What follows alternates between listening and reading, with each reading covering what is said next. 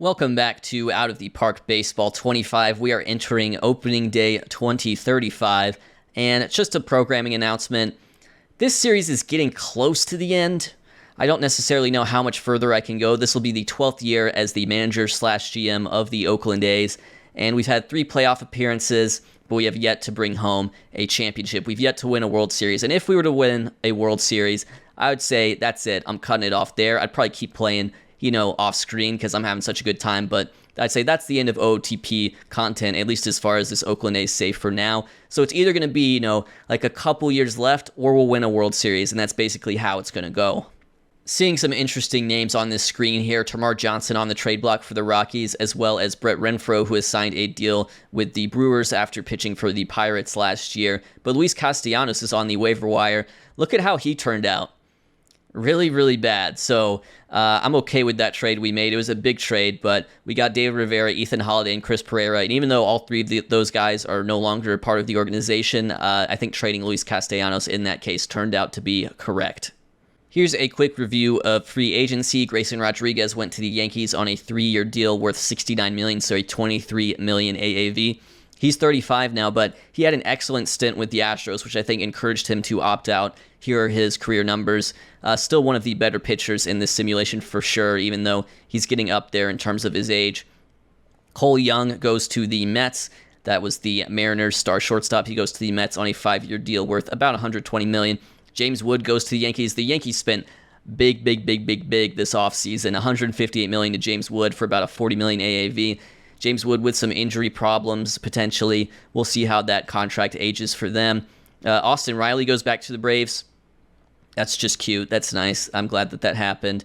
We're looking for Daniel Cuvée, who also went to the Yankees. So this Yankees team is going to be pretty loaded. A lot of home runs potentially for this Yankees team with adding Wood and Cuvée.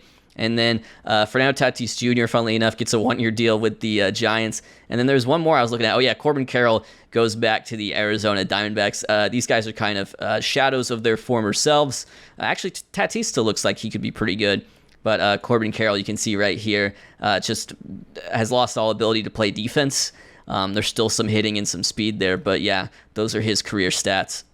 Here's a quick review of trades as well. Texas received Jordan Lawler from the Los Angeles Dodgers. He played with the Dodgers. Still 2 years left on his deal. Injury proneness wrecked. Good ratings, though, if he can stay healthy. And then they received this young prospect, a left fielder by the name of Pete Van Loan, in return. Some of our old friends got traded for each other. Gabriel Arias is going to the Blue Jays in exchange for Andrew Wiggins. This is a big one between the Astros and the Brewers. Tristan Wallace, a 27-year-old first baseman/third baseman who's been pretty good for them. He goes to the Brewers. And Houston receives Mike Ventimiglia, who is this starting pitcher who's like crazy high strikeouts, but also a lot of walks, 115 walks and 105 walks the last couple of years, but still a very intriguing starting pitcher for sure. And Houston continues to remain active in the trade market following the departure of Grayson Rodriguez. They receive Andres Munoz, 35 years old, actually now 36 years old, from the Mariners in exchange for a minor leaguer. Here is a look at my GM report card. We've had a couple of trades with the Royals in consecutive years not work out too well. We traded Caminiti Pereira to the Royals last year, and Pereira had a good year for them. He is now an Angel. Caminiti is still on the team. He had like a pretty much average starting pitcher-ish type year, but we didn't receive much WAR in return because McFarland was weirdly negative WAR because his defense just was bad for some reason that I couldn't really understand. And then we haven't gotten much at the major league level from these other guys. Even a Johnny Nickelberry is someone we traded away this past offseason, so he's going to have to try to get a chance on the Mets instead. And then in 2032, this trade, Ezequiel Tovar had a nice year for them, and Miguel Ullola had a couple of years where his F4 was good, but this was really the only year that he was particularly good was that 2034, 154 innings pitched, like league average-ish ERA. They converted him to a starter. He had been a reliever for us, and, Dave Covert is gone. So overall, this trade not looking necessarily great for us either, although we still have Ward Sweetapple as someone who could contribute to the bullpen later on. Best trade still definitely getting Pitzer, and Pitzer and Baker are our 2 best acquisitions. They're still on the team. Cuvée and Sochi are gone, so that's 2 of the top 5 acquisitions gone from the team in the same offseason. And Connor Griffin continues to do well. He's getting close to Mason Miller in terms of players that we lost by WAR. And Dave Sochi is actually who we got back in that trade. But Connor Griffin had a 5-WAR season last year, 5-WAR season 2 years ago, 3-WAR season last year. He has 2 more years before he hits free agency. Just a great defensive center fielder, and that makes up for the strikeout woes. We'll have a full prospect check-in later on in this episode, but I do want to just take a look at where everyone will be starting out. We've had Hernfeld and Alvarado graduating, that's Esteban Antonio, and Alvarado graduating from the international complex. They will make their pro debuts in the Dominican. We have a lot of outfielders in the Dominican, so there might be some rotation because Daniel Ramos, who we just signed and who is the 86th ranked prospect in baseball, will also make his pro debut this year in the Dominican. I do want to send Ambriz to Arizona. Oh, good, he is in Arizona. So Ambriz will start in Arizona. He's the 48th ranked prospect in baseball, according to the game. Nakamura as well will start in Arizona after having done a good job in the Dominican the last couple of years. He moves on to Arizona, hopefully maybe even full season ball, but he's still quite young. He's still 18, and prospects tend to develop a little bit slowly on the default settings that I'm playing on. So we'll see about that. David Morrell also getting the move to Arizona. He's the 73rd ranked prospect. He's 19 years old. As far as the guys in full season A-ball, we've had a couple of guys start there. Jesus Mayorga, 2032 second rounder, will start in A-ball, as will Mr. Sincere Cabbage Stalk, who we acquired in that Tamar Johnson trade. He gets his start in full season A-ball as well. In high A, we've got a few more recent draftees. Mike Delfasi was our 2034 fourth rounder. He will start in high A after a good pro debut in A. And then Ian Kammeyer, who was in the 2033 draft and was killing it for us in A, and then he got hurt and missed the entire year. He will start in high A as well. He could be in double A very soon, though. And then Ben Cowan, who we've talked about a little bit, will also start in high A. Double A, Juan Bustillos is the only prospect of note. He will start the season in Double A. He's kind of doing one level a year, it seems. And then Triple A, we've got quite a lot of guys. Damani Harrison, we've talked about. We'll get a crack at it in terms of being a first base DH, I'm sure, at some point. He can also play a little bit of second base as well, so that may factor in. He's an interesting prospect, but the strikeouts are going to be just a massive issue for him. He has the power, he has the eye, he has everything else, but it's going to be the strikeouts. And then the complete opposite of him, we've got J.J. Friedrich, who I just added to the prospect list. This guy has 85 avoid Ks and 50 gap power and 45 I, so he's another kind of intriguing, very goofy prospect, but he has made it up to AAA after a great season in AA. Maybe we'll take a look at him in the majors at some point. Who knows? Pat Sievert is somewhat similar in that regard. He's very contact-oriented. And then finally, Steve DeBona is definitely the guy you want to know most about in AAA. He did really bad in AAA last year, like a 65 OPS plus, so he's not going to start the season on the opening day roster, but chances are he could take over at shortstop very soon. He's the 16th ranked prospect according to the game, and if he gets off to a hot start in AAA, then he will be the shortstop. Those prospects give us the 4th ranked system in Major League Baseball. We tend to stick around there. 4th has been pretty common for us. Bustillos, DeBona, Nakamura, Ambriz, and Morrell all in the top 100. Preseason predictions have the Yankees and the Astros pegged as the best teams in the American League, and they have us pinned at 73 wins, which would actually be last in the division. I'm a little bit surprised by that. I thought we had a pretty good offseason, but I guess they're not giving us too much credit for it. We'll just have to see. We did move on from, Sochi and Grantland, so I can kind of see it, but I really think this team is going to be competitive for a playoff spot once again, and who knows, maybe we'll even be competitive for the division. That didn't quite happen for us last year. Chester Gurdon projected best hitter in the American League. That guy is a nightmare. And then the White Sox have this guy, young starter, R.J. Kirchner, projected as the best starter. Miami Marlins projected at 107 wins. I've talked about them a lot. Just super stacked team, super young talent. They have this guy, Diego Castillo, who's a center fielder for them. That is just a monster. And then Sequeiros for Pittsburgh is projected as the best pitcher. But yeah, that's just a look at the preseason projections. Hopefully these 73 wins do not come true. And with that season preview out of the way, we can hop into opening day, which will be a matchup between two young lefties, Mike Drake and Bobby Ellingham of the St. Louis Cardinals. And I will point the St. Louis Cardinals, they have some consistency. They have Nolan Gorman, Jordan Walker, and Mason Wynn still part of the organization in 2035. Top of the first, one-on-one out for the ever-dangerous Jordan Walker. And he's going to hit one to left. And that is going to get down. That'll be two base runners for St. Louis. Runners on first and second for Charlie Condon, who just got drafted in real life. That is a strikeout. And then with two outs, it'll be Nolan Gorman, lefty on lefty. And he hits one up the middle that is going to get through and most likely will score the first run of this ball game. And that's exactly what happens. It'll be runners on second and third for Mason Wynn now. who hits the ball hard, and Hungo has some trouble with it, and, excuse me, that's Bensavengo, given that it's the lefty, and because of that error, or I guess infield hit, it's 2-0 now. Ulbrecht Sinner, the third baseman, up next. And he will fly out to right. That's Tyndall in right in his first game in Oakland A's uniform, but the Cardinals take an early lead. Top of the second, runner on second already, no outs. It's Alex Sosa, the number 9 hitter at catcher today. And that ball is going to get away from Forrest, so that'll move Ceddanne Rafaela to third, still with no outs. And that will be a strikeout, 1 away. Next up is Drew Burress. We're back to the top of the lineup.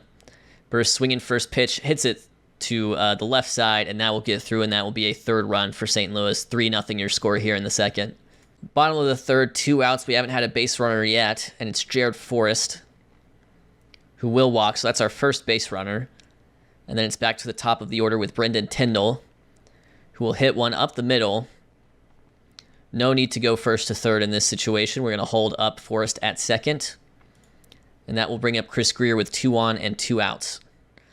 And Greer's going to hit one that will be caught at shortstop by Mason Wynn. A sensational play through 3. The score is still 3-0. Top of the fourth here, 2 on, 1 out for Ed Contreras. We got runners on the corners. Contreras hits it to right, and the question is, will that be deep enough for the runner to tag from third? Tyndall does have a good arm, but Rafael will be safe, and that'll be the 4th run of the game for St. Louis, and then it'll be Jordan Walker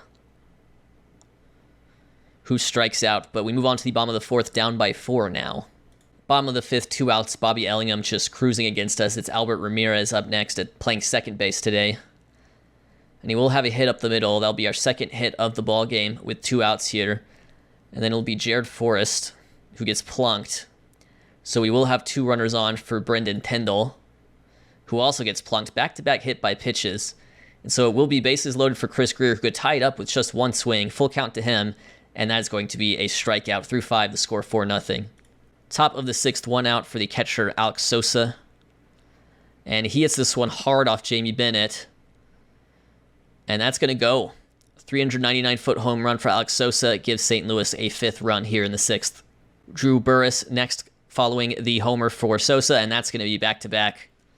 It's 2 home runs allowed for Jamie Bennett in this relief appearance. 6-0 your score. Top of the 7th, Cardinals already have a runner in scoring position, and it's Nolan Gorman to face David Luvano, who is in this game now.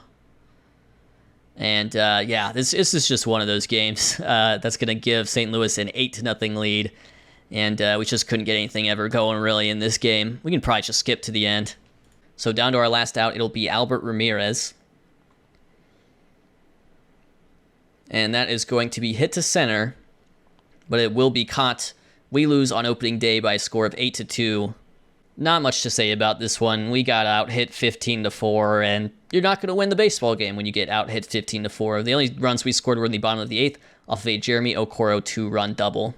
April 1st, Pete Barker is ready to come back, and we're going to option David Luvano back down to AAA and have him be a starter down there until he is needed again.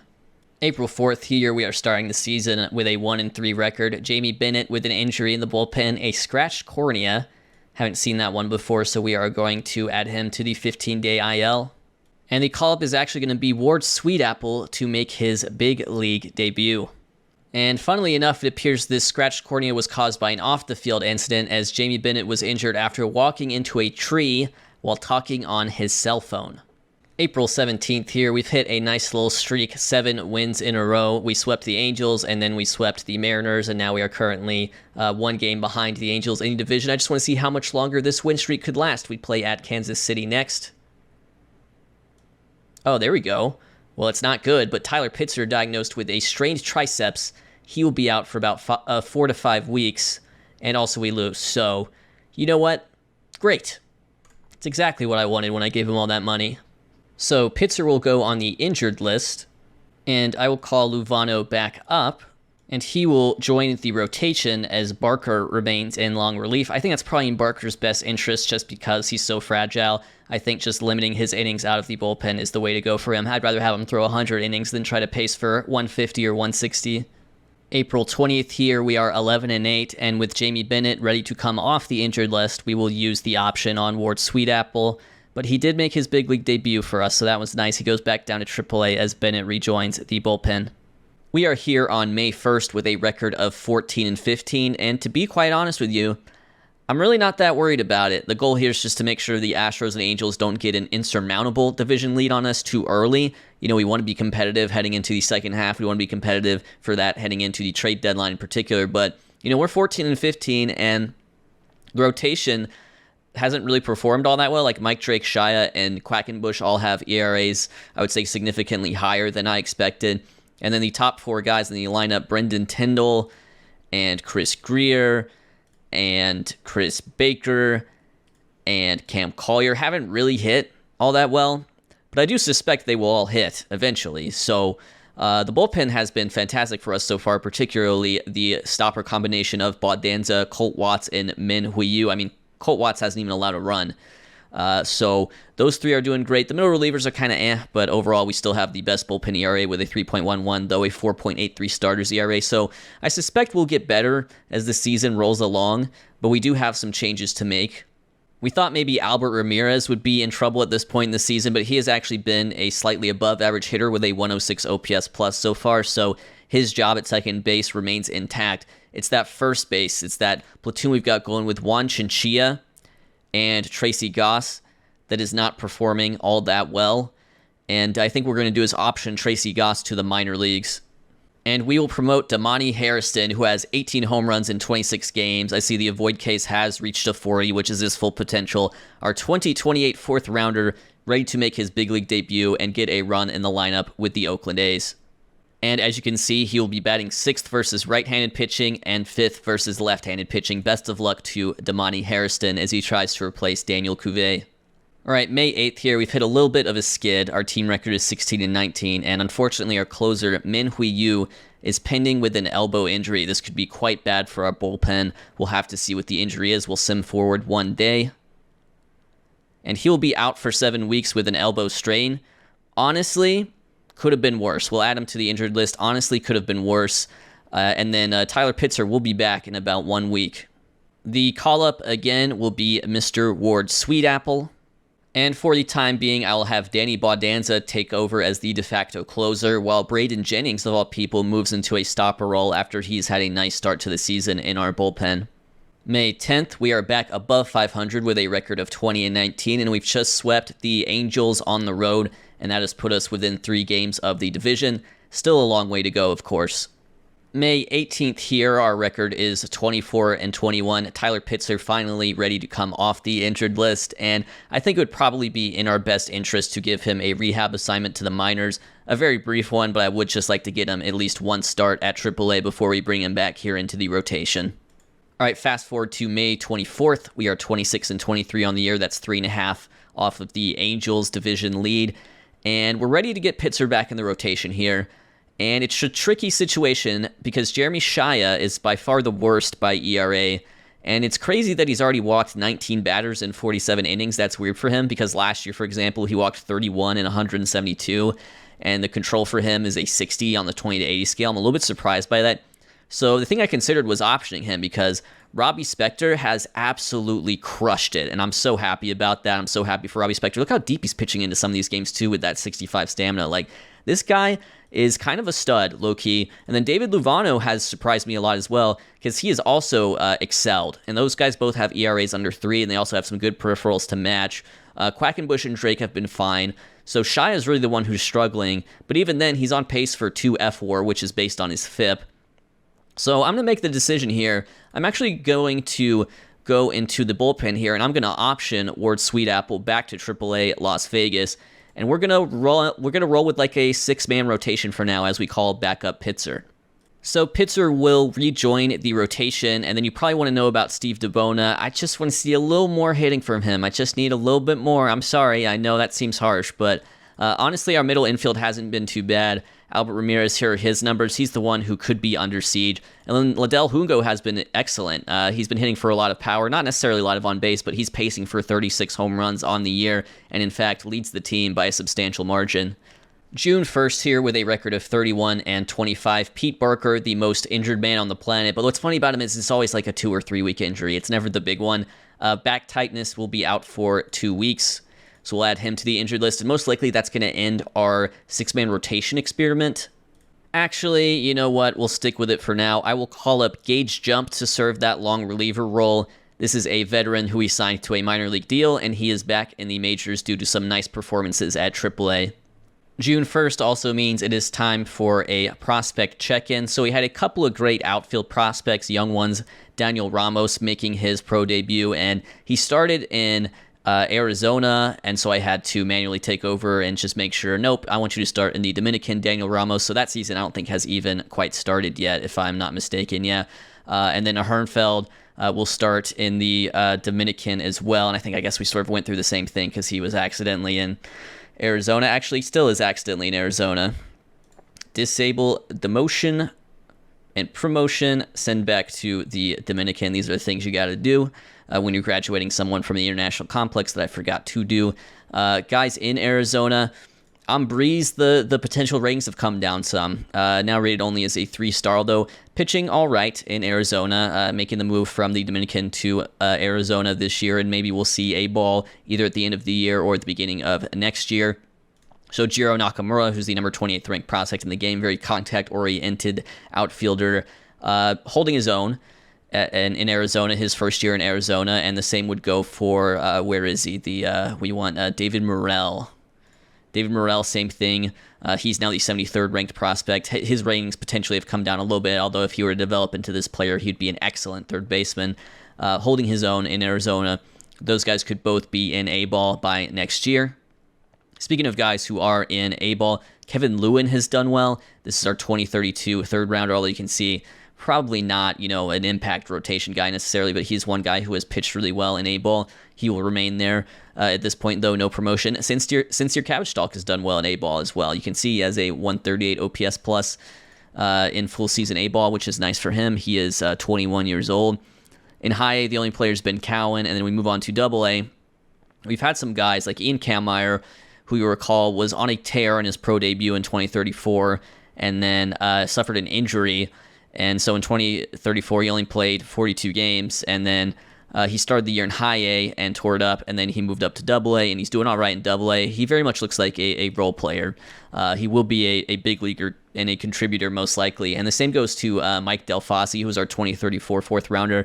I see role player here, but he's absolutely crushed the minors. I mean, in high A, you can see what he did now, what he's doing in double A. I'm not going to quite give him the promotion to triple A just yet.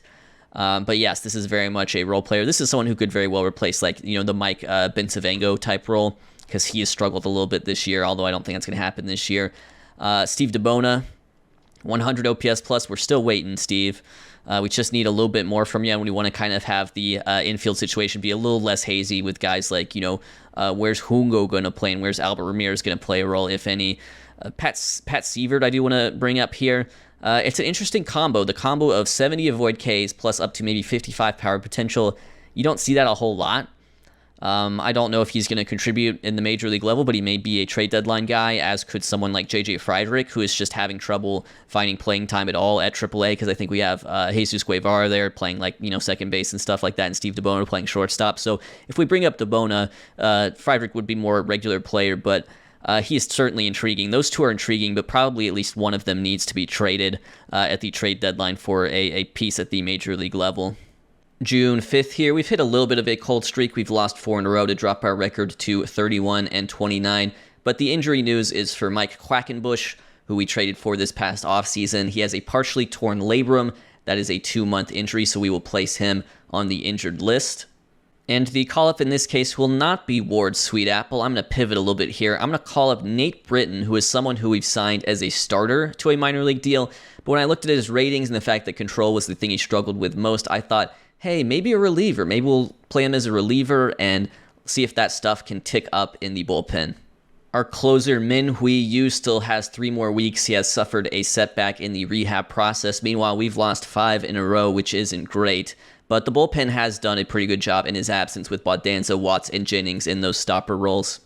June 11th, more injury news. This time it is Damani Hairston, who has suffered an injury, torn ankle ligaments. That is a 4-week injury. In the 33 games he had played for us, it'd been about what we expected. A lot of strikeouts, a lot of homers, about a 103 OPS plus, which I think is just fine. I'll take that. But unfortunately, we'll be without him for the next month. Logically, the call-up would be Tracy Goss, but I just don't really like him that much anymore. Like, when we traded for him, our scouting report had him at a 60 power and 55 eye. Now we have him at 55 power, 50 eye, so that's not a really inspiring hitter in terms of the ratings. So I'm actually going to make Pat Sievert the call-up in this situation, coming up from AAA to make his big league debut. And I'll have Chinchilla start at first base against right-handed pitching and Sievert start against left-handed pitching. And another move I'll make is I'll end the shortstop platoon, and I will just have Liddell Jungo be the shortstop versus both right-handed and left-handed pitching going forward. June 15th, Chris Baker's been picking up a few day-to-day injuries. He's had this back spasms day-to-day injury for like a long time, and I've played him through it, but he just hasn't been able to fully recover from it, and now he's picked up a quadriceps strain as well. So it's probably in the best interest that we just add him to the injured list, and he could come back in 10 days. And we will have Doug Starr take over in center in his absence. Starr has been quite effective in a limited role so far, only 57 plate appearances, but a 158 OPS plus. June 16th, Robbie Spector has a day-to-day injury that is a sprained ankle. The recovery time for that is 1 week. I think we're just going to have Gage jump into the rotation and take over Robbie Spector's spot, and he'll make his next start, and then we can probably swap him back. Pete Barker is ready to come off the injured list for us, and normally it would probably be Nate Britton who gets sent down, but as you can see, and again, it's only 7 innings, but ratio is looking quite good. 1.29 ERA, we're going to keep him up, and I'm actually going to send down Jamie Bennett because he has been our worst reliever by far, so we can use an option on him and send him to AAA, and we will bring Pete Barker back into the fold in the bullpen. June 24th, our record is 41-34. We are 8.5 games behind the scorching hot and very good Angels, and we do occupy the top wildcard spot in the American League. This is going to be a big day for us. There are a lot of roster moves to make today. Let's get going with them. First of all, Chris Baker and Min Hui Yu are both eligible to come off the injured list, so we will option Jeff Boudreau. And then pitching-wise, I've decided it's going to be Ken Southard. So that means the pitching staff will look like this with you as the closer once again. It'll be Nate Britton and Gage Jump also in this bullpen. These are two guys we signed to minor league deals who we called up to the majors, both of them veterans at this point in their careers. But we're not done yet because Albert Ramirez has slowed down a bit. He is now at an 82 OPS plus on the season as our everyday second baseman. And if we look at Steve DeBona, he has gotten hot. He is at 20 homers already. He's at a 123 OPS plus. I think you know what move is coming next. We're actually going to use the option on Mike Bensavengo. He will be sent down to AAA, and the call-up is going to be Steve DeBona. So this is what the lineups will look like going forward. Chris Baker returns to the lineup in center field. Liddell Jungo scoots over to second base, so Steve DeBona can play shortstop for us. June 30th, more injury news. It's Jeremy Shia with a herniated disc in his back. He has really struggled this year. It's been shocking, and part of that has just been the walk rate. The walk rate has gone up quite a bit. He had 31 walks all of last year in 172 innings. He has 31 this year in 75 innings, and this is supposed to be a 60 control guy, so kind of unfortunate, and he's been our worst starter this year, so he'll get added to the injured list. That'll be our second injured starter alongside Mike Quackenbush. And in the meantime, I'll have Gage Jump hop into the rotation with 7 strikeouts and 1 earned run in his 1 start so far this year. July 1st, no need for a full prospect check-in, but we do have Ian Kameyer winning the Batter of the Month in the Texas League. You can see the numbers. He's been outstanding so far, and we're going to make the move to move him up to AAA, and he looks like a guy who could definitely be a big league contributor for us someday. July 8th, we have a record of 48-40, and we're about to get Damani Hairston off the injured list. I think this will be a nice boost for us because, honestly, the Pat Sievert and the Juan Chinchilla first base experience has not been great for us offensively at the very least, so even if Damani Hairston truly is just a league average bat with a lot of homers and a lot of strikeouts, that is still going to be an improvement. I also noticed he's fragile. Interesting. I don't think he'd had that designation before. So we're going to move Sievert down to AAA, and we're going to bring Hairston back into the lineup. I also noticed we never called anyone up after the Shia injury, so that means we've been going with a 7-man bullpen for a while when we didn't need to do that, so I'm going to call up Ken Southard. I am going to make one more minor adjustment to, Liddell Jungo, not really a guy who's great at hitting the lefties. He hits the righties just fine. And I've noticed that the splits for Albert Ramirez this year are the opposite. He has not hit the righties, but he's done fine against the lefties. So I'm going to have Albert Ramirez play second base versus the lefties. So we'll just go ahead and set that up. Where is he? Right there. So he will play second base versus the lefties, which means our lineups will look like this, with Damani Hairston returning to the mix at first base. July 11th is draft day. We enter the 2035 draft with a record of 49-42. If we go here and look at the draft order, you can see we are picking 26th. That is based on our team record from last year. But we also have a pick in the supplemental round. That is the pick we received as compensation for losing Daniel Cuvée to the Yankees via free agency over the offseason. So we will pick both 26th as well as 36th. One thing I'll be prioritizing in this iteration of the draft is not what I would call big league readiness. That doesn't really exist that much in terms of just how the draft is set up here, but I'm going to call it full season A-ball readiness. So that's going to be an emphasis on college players. I want to draft guys who can come into our organization ready to take on full season A-ball, because our rookie levels are just full of prospects and they take a long time to develop. They take a long time to get out of those rookie levels and into A-ball. And only when they get into A-ball can we really see what they've got a lot of the time. So I'm going to prioritize particularly college players who are ready for full season A-ball in this upcoming draft. And although the best player available in this draft right now is probably Tim O'Neill, a high school center fielder with 80 potential power and 65 outfield range and high intelligence, just tempting me, just absolutely tempting fate. That's everything I would ever want in a prospect. I'm going to be a man of my word. I'm going to select instead Bobby Baker, a collegiate outfielder with 65 power potential as well as 50 avoid Ks and 55 I. 60 outfield range, just good. Defensive numbers across the board, would do quite well in any corner spot. A left-handed hitting collegiate outfielder, Bobby Baker, is going to join this team. With my supplemental first-round selection, I will choose a similar player in Jake Clark, which makes me kind of wish I picked the high school outfielder, but chances are this save is not going to last long enough to see what the high school outfielder could have done anyway, so we're going to take Jake Big Dumb Clark. He's not big dumb according to his personality class. He does not have low intelligence, but he does have high adaptability and high work ethic out of Gonzaga. Second round here, I'm going to go with a college pitcher this time. It's going to be Ben Edmondson out of Oklahoma State University. The main quality we like here is he's a ground baller with a 60 home run allowed potential, as well as high work ethic and high intelligence. So we will go with him here in the second round. And in the fourth round, I will go with another collegiate pitcher who is also a ground baller, who also has good movement. That is going to be Tyrese Stance out of Cal State Fullerton. We will draft him now. Pardon me, that last pick was actually the third round. Now it's the fourth round, and we're going to go with a catcher this time. I don't know how to say this name. Lufer Kellogg. I like the name quite a bit. Great defensive catcher out of Stetson University. Did DeGrom go there? And didn't DeGrom go to Stetson? I'm going to draft him. And then finally, in the fifth round, you've never seen me do this before. I'm going to pick a glove-first collegiate shortstop, and that's going to be Rob Lewis. That'll be the last pick I do on screen. I will do the rest of this draft off screen. And thank you for watching this episode. I will see you in the next episode with the second half.